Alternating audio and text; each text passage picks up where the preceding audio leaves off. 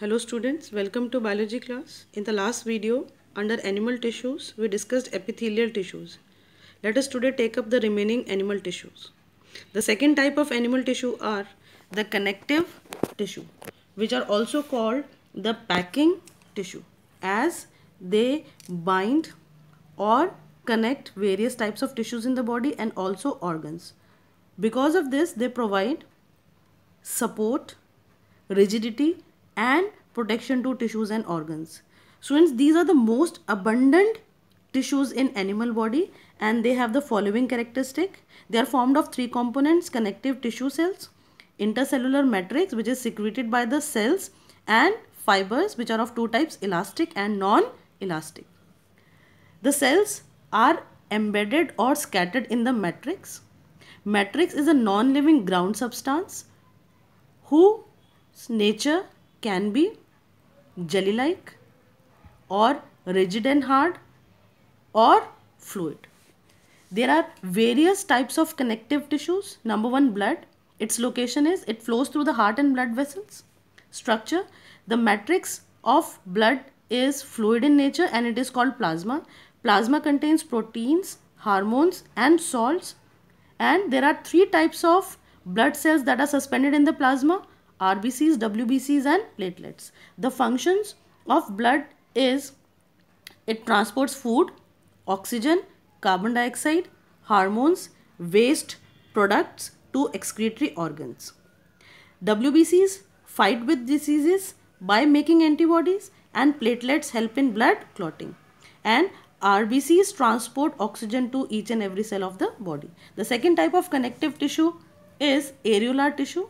Its location is, it is present between skin and muscles, around blood vessels, nerves, in the bone marrow, between organs lying in the body cavity. Structure: areolar tissues have cells that are embedded in a matrix of both elastic and non-elastic fibers. And the functions are, they fill the space inside the internal organs, they support internal organs, they bind various types of tissues and help in the repair of body tissues. The third type of connective tissue are the adipose tissue, that is the fat storing tissue. Its location is, it is present below the skin, between internal organs, around blood vessels and kidneys, and below the eyeball. Structure: adipose tissue consists of cells that are called adipocytes. These cells store fat globule, pieces of fat, and they contain elastic and non-elastic fibers. The functions of adipose tissue are, they store reserve fat, they act as a heat insulator, does not allow the body heat to escape out, acts as shock absorber and provides shape to the body. The fourth and the fifth type of animal tissues that are connective are tendons and ligaments. Location: tendons attaches muscles to the bones and ligaments are present at the joints of long bones. Structure: tendons consist of matrix that has white collagen fibers. Ligaments contain matrix that consist of yellow elastic fibers. The functions of tendons are, they connect muscles to the bones. Tendons have great strength but they have very little or limited flexibility, whereas ligaments connect one bone to the other bone. They have great flexibility and considerable strength. So these are the basic differences between these two types of connective tissues, that is tendons and ligaments. The next two types of connective tissue are number 6, bone, and number 7, cartilage. Location: bone form the skeleton of vertebrates. Vertebrates are the animals with backbone. Cartilage covering the edges of the bones. It is present around windpipe, that is trachea, in the form of C-shaped rings. In the larynx, that is the voice box, nose and pinna. The external ear is called pinna. Structure: bone consists of osteoblast. Bone cells are called osteoblasts that are embedded in the hard matrix. Cartilage consists of clear ground matrix having chondroblast. The cells of cartilage are called chondroblast. The matrix of bone is made up of proteins and it contains calcium and phosphorus compounds. The matrix of cartilage is composed of proteins and sugars. The matrix of bones is arranged in the forms of concentric circles, and these concentric circles are called Haversian canal that are rich in blood supply, whereas the matrix of cartilage is uniform and it lacks blood supply. The functions of bone is to provide support, shape to the body, protects the internal organs, production of blood corpuscles in the bone marrow that is present in the bones, and bones also provide a space for the attachment of muscles. Cartilage provide firm, flexible support because they are flexible in nature. Bones are rigid and cartilage is flexible. So these are the basic differences between these two types of connective tissue, that is bone and cartilage. The next type of animal tissues are the muscular tissues. Muscular tissues consist of elongated cells that are called muscle fibers, and these tissue are responsible for the movement in our body. Student, these muscle fiber contains special type of proteins called contractile protein, which causes movement of muscles by contracting and relaxing. There are three types of muscular tissues in the body: striated muscles, unstriated muscles, and cardiac muscles. The location: striated muscles are attached to the bones. Now, since these muscles are attached to the bone, that is why they are also called skeletal muscles. Muscles of the internal organs are unstriated muscles. Internal organs are also called visceral organs. That is why unstriated muscles are also called visceral muscles or smooth muscles.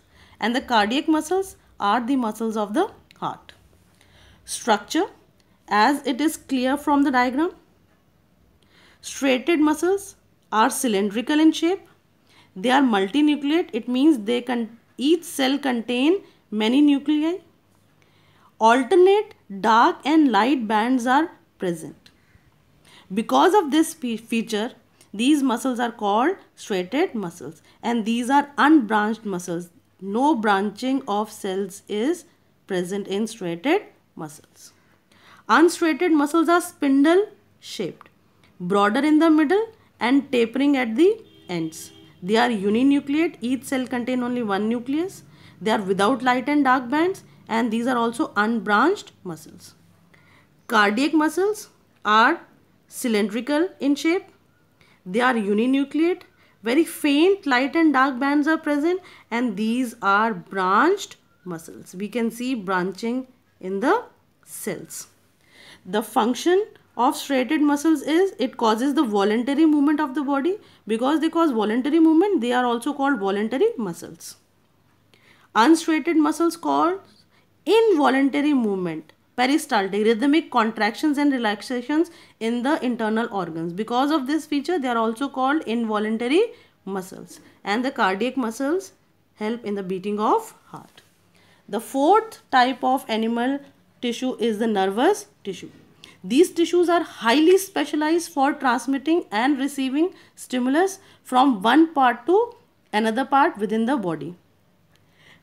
Brain, spinal cord, and nerves are the three organs that are composed of nervous tissue. Now let us discuss the structure of nervous tissue. A nerve cell is called neuron, and it has the following structure. It consists of three parts. Number one, the cell body, also called the cyton. The cyton consists of cytoplasm, the nucleus, and the cell membrane. The second part is the axon. Axon is a long, unbranched extension of the cyton. A single long conducting fiber extending from cyton, and the function of axon is it always transmits information away from the cyton. It always takes information away from the cyton. The third part of the neuron is dendrites.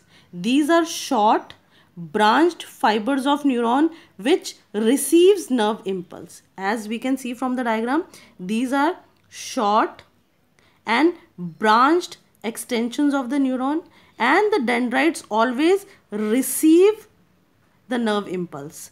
Axon always takes away the nerve impulse from the cyton, and dendrites always carry impulse towards the cyton.